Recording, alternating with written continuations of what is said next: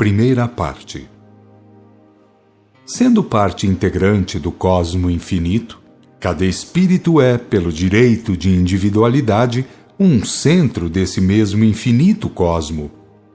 Antes de saber o que é, durante o tempo que vaga pelos sendeiros da inconsciência individual, desde antes de habitar o reino mineral, onde começa a sua marcha logo que emanado da essência divina, tem muito cabimento e justiça o fato de ser irresponsável, de viver por conta dos automatismos instintivos, até mesmo depois de haver feito sua relativa escalada, assomando ao pórtico humano, porém em suas mínimas expressões, que é como primitivo ou silvícola, tem por direito decorrente não atender aos reclamos da valorização psíquica, das excelências conceptivas do homem civilizado.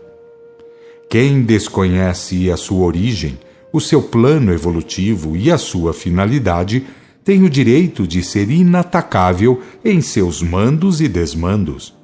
Quem já chegou a ter alguma noção de seus direitos individuais, tem por obrigação reconhecer e respeitar os direitos alheios, na mesma proporção, pelo menos. E quem se acha arvorado nas alturas do chamado senso cósmico, paira sempre embutido na mais excelente obrigação religiosa. Não tem o direito de alegar desconhecimento de causa. A sua responsabilidade se acha definida pela mesma consciência cósmica de que é senhor por evolução. A base religiosa, desde que tem informe histórico, é a lei. Ela data dos mais antiquíssimos tempos. Ela vem dos primórdios védicos, tendo sido muitas vezes retransmitida no curso dos tempos, no seio dos tempos e das eras, das raças e dos povos. E quando cumpriu a tarefa histórico-evolutiva, apresentar ao mundo o mais alto dignatário e divino portador da graça e da verdade para toda a carne, o testemunho dessa assertiva foi dada por ele, quando disse que veio para cumprir a lei e não para derrogá-la. De algum modo, feliz daquele que chega a ter conhecimento da lei, é sinal que atingiu o grau evolutivo para tanto. É prova de que já venceu a multimilenar carreira através dos reinos inferiores. De certo modo, porém, ou em face de certas infelizes atividades, melhor fora que não se soubesse de sua existência, porque o grau de conhecimento de causa é argumento fundamental que nenhum álibi jamais conseguirá derrubar ou neutralizar. Fala-se muito no relativo livre-arbítrio, mas bem poucas vezes temos medido através das próprias obras a extensão de sua tremenda capacidade registradora. Ao se considerar a vigência da lei em tom fartamente teórico, bem poucas vezes compreendemos que praticamente estamos desmentindo as nossas mesmas falas e proclamações. Na maior das vezes, reconhecemos os fatos legais para na prática podermos esquecê-los, quando não aborrecê-los frontalmente. E é por isso que ao que por Deus foi feito centro do cosmo infinito, cumpre sujeições amargurosas. Se lhe é devido crescer nas divinas virtudes íntimas, até planar nos cômoros das clarinadas psíquicas, tornando-se vazador da excelsa vontade, filtro ou refletor da luz divina, por usar mal o direito de relativo livre-arbítrio, o que lhe acontece é ter que se sujeitar às condições e situações mais infelizes, tragando nas vascas da existência o fel das culpas acumuladas, e por vezes acumuladas com todo o rigor do malsinado devotamento aos fastos iníquos. Em que pese parecer ironia vertente dos paradoxos, em que é rica a messe humana, verdade é que comumente convertemos em realidade viva aqueles mesmos fantasmas infernais que tanto proclamamos a conveniência de estarem para sempre mortos. Bem disse o profeta que a sabedoria do homem é falsa e traidora. Ele não quis, é evidente, desmerecer os verdadeiros recursos do cérebro e do coração humano. Ele quis e fez, com perfeição, escandalizar a sua virtude. Ele sabia que a verdadeira sabedoria é aquela que se torna o reflexo da divina sabedoria, que é aquela sabedoria que sintoniza com a divina sabedoria. E tanto prova que sua razão estava certa o fato de ter vindo o mais alto dignatário a dizer que não tinha outra vontade a pôr em prática que não fosse a vontade do Pai. Bem sabemos nós, espíritos de alguma desenvoltura experimental, não quero dizer senhores de alguma sabedoria espiritual, que a missão progressiva do Filho é tornar-se reflexivo das virtudes divinas. Bem o sabemos, repito, que é para ser assim. Longe vem o tempo, no entretanto, em que estaremos aptos a semelhante função. Nossa condição é ainda, e infelizmente, a de quem, estando faminto, ser, todavia, sabedor de que excelentes manjares existem e foram preparados para serem ingeridos à farta. E por que, direis, tanta fome em quem sabe de tamanhas farturas? Como podem os percalços do caminho vedar a entrada aos que conhecem, de fato, as regalias do celeste banquete? E por sobre tudo isso, para agravo de quem sabe e não pode conseguir de pronto, e nem tampouco em breve, tendo por cúmulo da desdita saber que o banquete é de origem íntima, é no ego que se deve manifestar. Eis aí o quanto é e pelo quanto responde o Filho de Deus, trazendo consigo mesmo as clarinadas celestiais, porém submissas, porém sujeitas aos tredos envoltórios do erro, aos truculentos assaltos da falsa e traiçoeira sabedoria do homem. Quanto seria limpo caminhar a palmilhar, tanto seria fácil a andadura pelas trilhas do progresso, se jamais os parvos conceitos arrogantes do homem quisessem fazer pose e alarde nas glebas onde um pouco de liberdade pode vilegiar. Ao menos que, desconfiado de suas plumitivas presunções, atendesse aos arroubos infalíveis de suas necessidades fisiológicas imediatas, para julgar-se o que é pelo que é, homem cheio de protuberâncias animalizadas, cativo de trastes atávicos, escravo de lastros pecaminosos, ao menos que a isso fizesse notório, capaz de aliciar nos alicerces do caráter cauterizado os elementos de falha e de culpa com que se advertir dos maiores males, com que se desviar das piores vielas. Entretanto, esquecido de suas fraquezas, entregue ao desvario das liberdades malsinadas acumuladas, eis que, seguindo qual animal de brida solta, avança e atira-se pelas brenhas do que a lei adverte e proíbe. Eis o que é ter consciência da evolução feita pela vivência dos recursos da inteligência e, com isso, invadir a esfera de práticas criminosas de onde logo mais surtirão as pronunciações cominativas, os vereditos inapeláveis. Porque assim é, em vista de ser fundamental e inderrogável, simples e exequível ao infinito.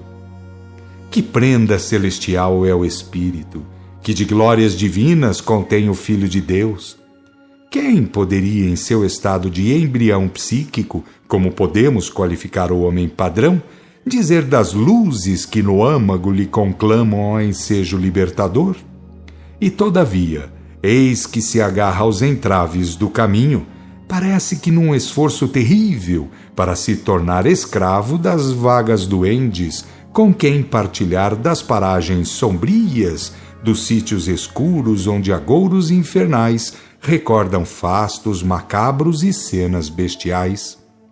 Como se atira nas lamas e nos gemidos o Filho de Deus, pelo simples fato de pensar que a lei é apenas composição decorativa, enquanto pensa com orgulho e mil empáfias que sua passageira liberdade poderá um dia afrontar os divinos alicerces do universo infinito.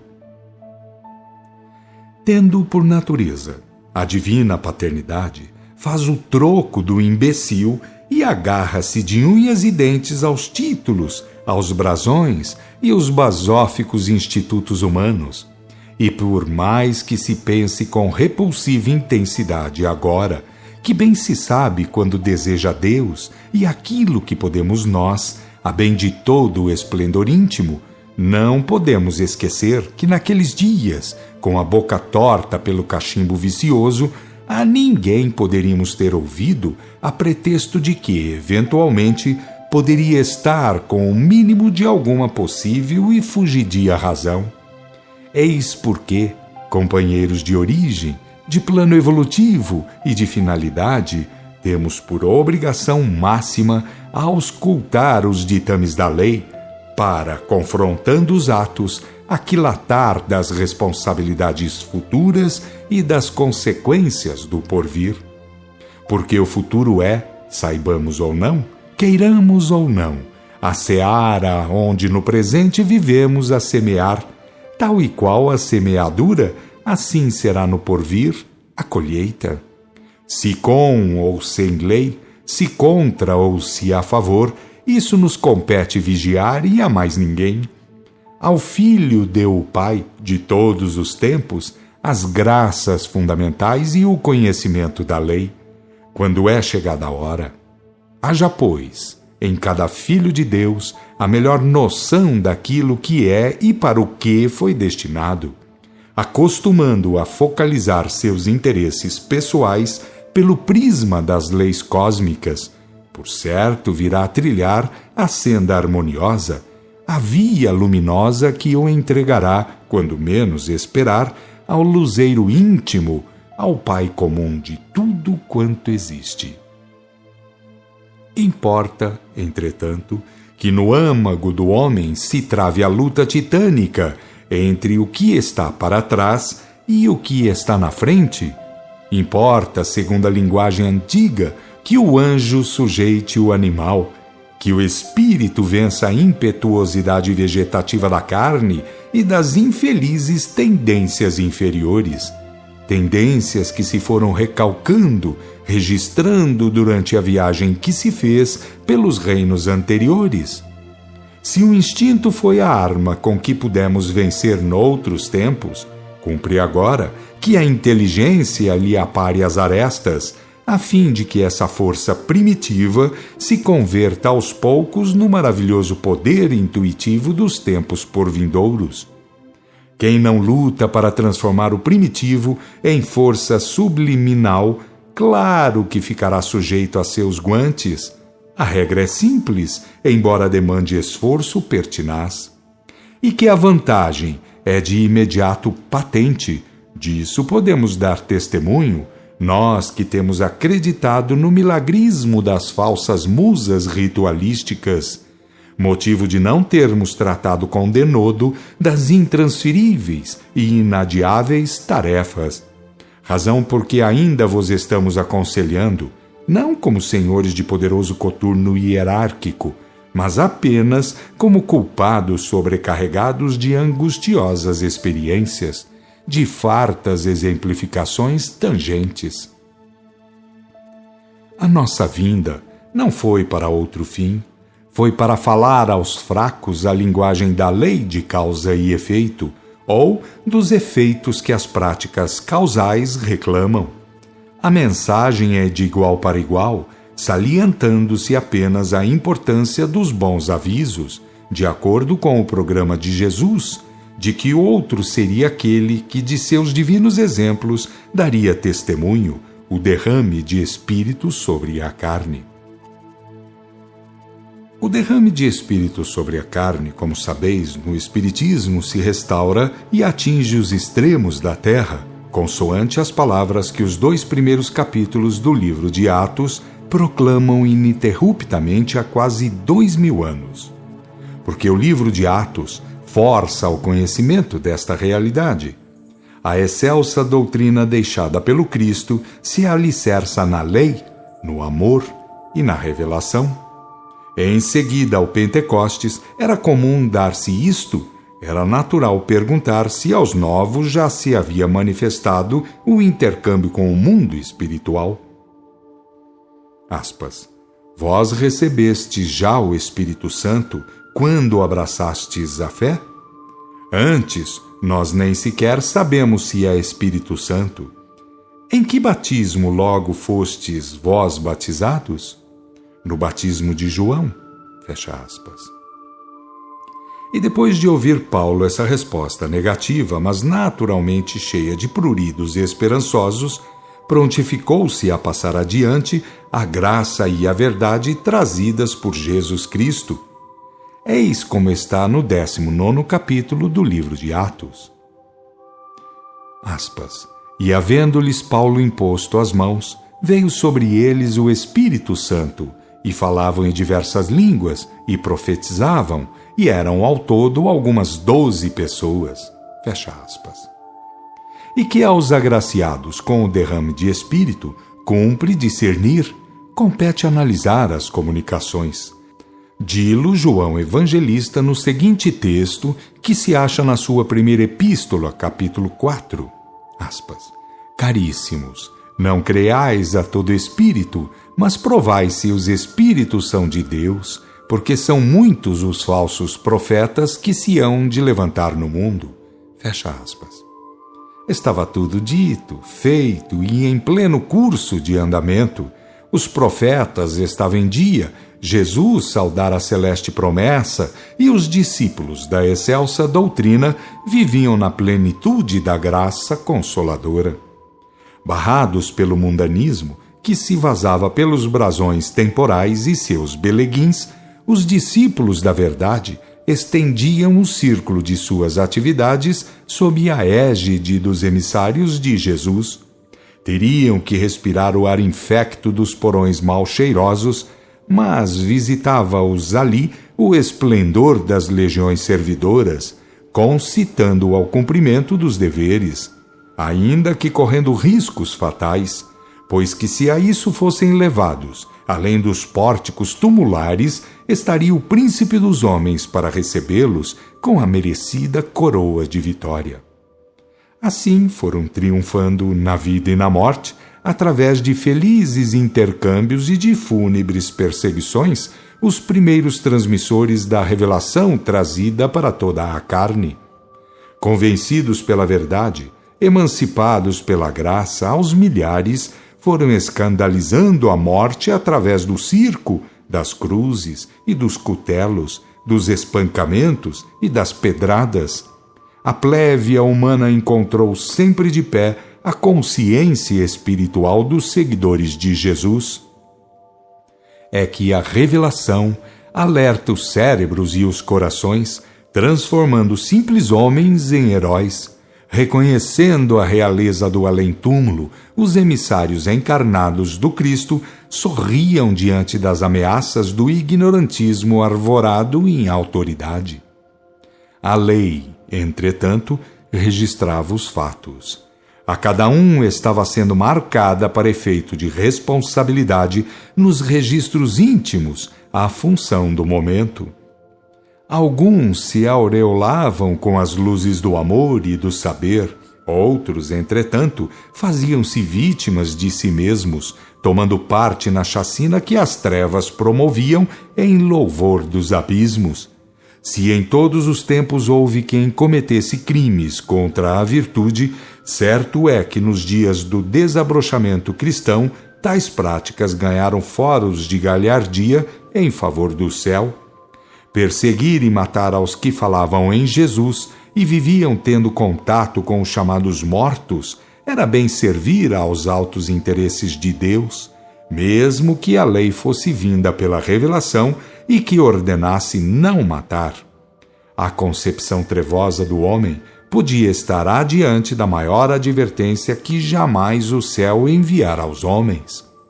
Que poder conseguiria ter a lei, naqueles dias, perante homens que somente conheciam e se curvavam diante dos rituais e dos manejos inventados pelos homens? Deus quer assim. Mas quem é Deus diante do imperador e dos padres vendedores de salamaleques pagãos? Acaso saberia Deus mais do que pretendiam saber os políticos e os senhores dos templos? Tinha alguém certeza de não mancomunar o Criador com as batoteiras de suas criaturas inconscientes? E se bem seja verdade constrangedora o fato de ainda viver a humanidade mergulhada nos mesmos chavascais ronceiros e revéis à lei, o exato é que as coisas assim foram rompendo através dos dias, até que ao findar o primeiro quartel do século IV, já finava por todas as partes, nas voltas do Mediterrâneo, sobre os impulsos romanos, a graça e a verdade trazidas pelo Cristo. A grande eclosão mediúnica do Pentecostes, que os primitivos discípulos faziam questão de estender pelo mundo afora, até as extremidades da terra, teve fim, precisamente, onde o catolicismo romano teve começo. Iniciada a vigência de Constantino, caducou a vigência do batismo do Espírito. Foram dias de trevas, de conturbação na crosta e de agonia nas esferas espirituais. O martírio de Jesus e de milhares de abnegados da verdade ficou soterrado sobre os impactos imperialistas do novo imperador e de sua linha política. Onde se encontrassem cultores do mediunismo, ali haveria a reação da nova Inquisição. A glória do Pentecostes se transformara no vinco denunciador dos que deveriam morrer em benefício do sadismo imperialista. Trevas desceriam sobre a humanidade, nuvens negras envolveriam o mundo. O profeta havia dito, importava acontecer. Aspas. Eis a que vem os dias, diz o Senhor, e enviarei fome sobre a terra, não fome de pão, nem sede de água, mas de ouvir a palavra do Senhor. E eles se comoverão desde um mar até outro mar, e desde o Aquilão até o Oriente. Eles andarão por toda parte buscando a palavra do Senhor, e não a encontrarão. Fecha aspas. Amós, capítulo 8. A palavra do Senhor jamais foi a letra, ela sempre foi a revelação. Com o advento do Cristo, a graça e a verdade, que viviam no círculo das fraternidades esotéricas, foram entregues a toda a carne. Do cenáculo essênio, Jesus transplantou a revelação para meio da rua, e dali para o Pentecostes, da onde que teria que graçar pela terra afora. Surgindo a corrupção, seca a fonte informativa e a treva começa a ter o seu reinado estabelecido. Foram séculos de idolatrias, de mercâncias vergonhosas, de negociatas entre os usurpadores do nome de Deus e do seu Cristo. Um pouco de cleresia levítica, um pouco de paramentações jupiterianas e bastante força imperialista. Eis a nova ordem imposta no lugar do batismo de Espírito. Nada de documentos, nada de informes básicos. Ninguém teria direito a ler e assim informar. Tudo adstrito aos rituais e aos salamaleques que deveriam render ao império a sujeição e o dinheiro dos reis e dos povos. E para quem quisesse dizer inversamente, procurando livros ou a própria revelação às ocultas, teria sobre si a chama das indefectíveis fogueiras. Assim findou o batismo de Espírito, motivo de assim ter começado a Era das Trevas e de idolatrias. Era que um dia deveria findar, quando fosse chegado o tempo da reposição das coisas no lugar. Eu lá estive. Eu também meti o meu pulso de romano imperialista entre as forças corrosivas que deitaram por terra a graça trazida pelo Cristo. Fiz muita força para ganhar o mundo, esquecido de que, na razão inversa, perdi o reino de Deus. Pretendia saber muita coisa, mas não sabia que estava lavrando a segunda crucificação do Cristo, que pela segunda vez desabavam sobre a humanidade as trevas do mundo espiritual inferior. Pior ainda, pois descia aos piores rincões, chafurdava nas trevas interiores, de onde teria que ir saindo um dia, à custa de arrastar a alma e as carnes pútridas por entre as lameiras de sangue e de terrores inenarráveis. Ao ver o império triunfante, tendo na corrupção do caminho do Senhor a maior fonte de sujeições e uma das maiores cornucópias de todos os tempos, fui também sentindo na alma o peso de fantasmagóricas tormentas, de alucinantes perseguições. Os dias finais foram tremendamente sofridos e as noites povoadas de sonhos tenebrosos. Atribuía às febres a visão de macabros quadros, onde me via arrastado pelas hordas infernais, arrastado e posto a mergulhar em putrefatas sangueiras, de onde emergiam, de quando em quando, homens e mulheres, moços e crianças, feitos de terror e de acusações, vertendo pragas e reclamando de Deus o meu justiçamento, a minha condenação ao fogo eterno. Não me foi dado ensejo a que conhecesse a transição, a libertação do invólucro carnal. Tudo continuou, o mergulho foi integral, sem a menor sensação de haver eu transposto a barreira entre os continentes dimensórios. A morte fatal, o seccionamento abrupto, segundo as conceituações tradicionais, não existiu de modo algum. Não figurou, para mim, no canhedo das sensações diferenciais ou sensitivas, nem mesmo para intelectualmente vislumbrar a possível translação, pois tudo foi questão de, a meu ver, cair doente e submergir num mundo de febre e de visões macabras e infindáveis. A noção de infinidade, essa tinha presença marcante, avassaladora e soberanamente reinante. Vinham-me das profundezas íntimas a dolorosa certeza de que estava perdido nas vascas da mais infernal tragédia, arrastado pelo carrilhão das psicofísicas desgraças em desencadeio pleno. Nunca poderia supor, naquelas condições, que me entregavam às situações mais degradantes e dolorosas através da sucessão de quadros medonhos e de envolvimentos monstruosos, que todo aquele amontoado de causticastes estados fosse apenas o produto dos desequilíbrios íntimos, da inversão da ordem moral. Tudo mais não era, como nunca poderia ser, do que desarranjo psíquico, do que acúmulos de faltas ou pecados. Estava em desarmonia com a lei geral de equilíbrio, eis a tabela vigorante. Em lugar de, pelas práticas virtuosas, soltar o anjo, nada mais fizera do que edificar o reinado das trevas infernais. Tudo passado dentro, nas raias onde o reino de céu devera ter predominância, vivera farta a espargir em derredor as fulgurâncias benditas do amor e da sabedoria. Assim foi que, convertido em túmulo fantástico e nauseante, fui abalançado aos séculos de lancinantes expiações. Hoje, penso no que pode ser um espírito, em que autofabricante de estados pode converter-se. Penso e considero que é sempre uma força, que é sempre um engenho, que nunca será menos do que um autocriador de estados, de condições e de situações.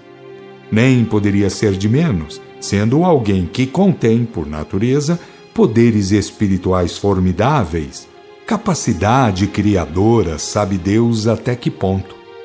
É mesmo de se aquilatar o quanto vale e representa o relativo direito de livre-arbítrio, para ser bem ou mal empregado. É mesmo de se aquilatar a montante humana de auto-judiciado, porque temos os poderes, porque dispomos de liberdades e porque conhecemos a lei que manda não agir mal, que ordena, portanto, a que se faça todo o bem. Depois de atingir a fase evolutiva de consciência individual e de saber, por inteligência e raciocínio, por revelação e por interesse pessoal, que temos obrigação de executar determinado e fundamental comportamento, como fugir ao dever de juiz em causa própria? Dentre dois caminhos, o certo e o errado, tendo pleno conhecimento daquilo que são e para que conduzem, como pretender a desculpa pelo fato de espontaneamente escolher mal? Não é graça de Deus ter valores assim e não ignorá-los?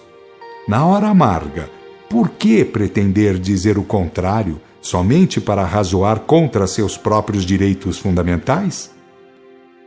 Todavia, se vai bem ostentar tais direitos básicos, nem só por isso temos desejado as melhores realizações internas. Entre saber e proceder tem havido muita distância, tremenda separação.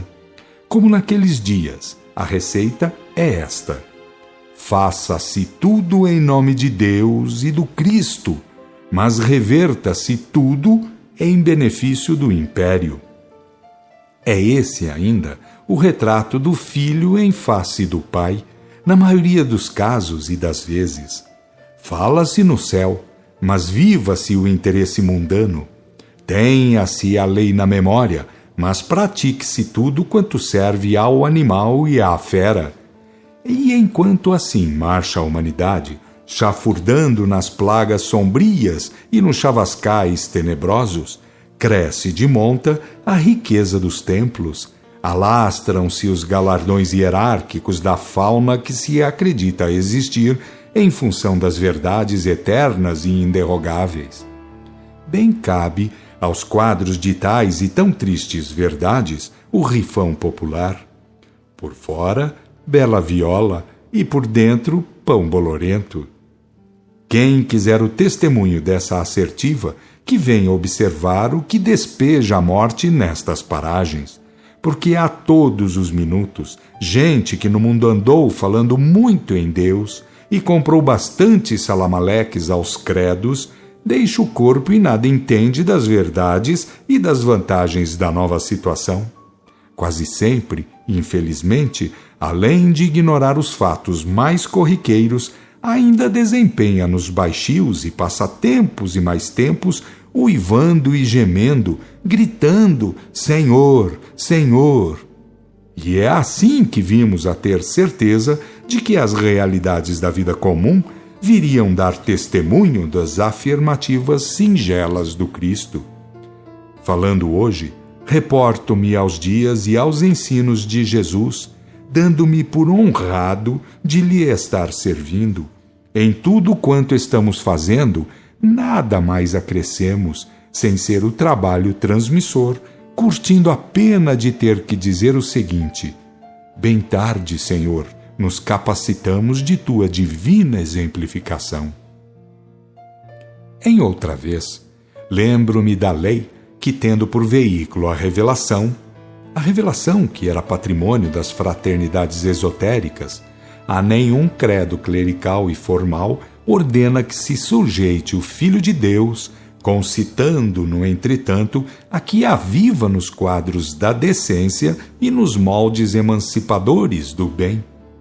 Para mais distinguir a vontade soberana, em seus chamamentos ao amor e à sabedoria, acrescento a graça da revelação trazida por Jesus para toda a carne. Graça que tanto mais concita que se abandonem todos os falsos recursos da simulação e dos mercantilismos.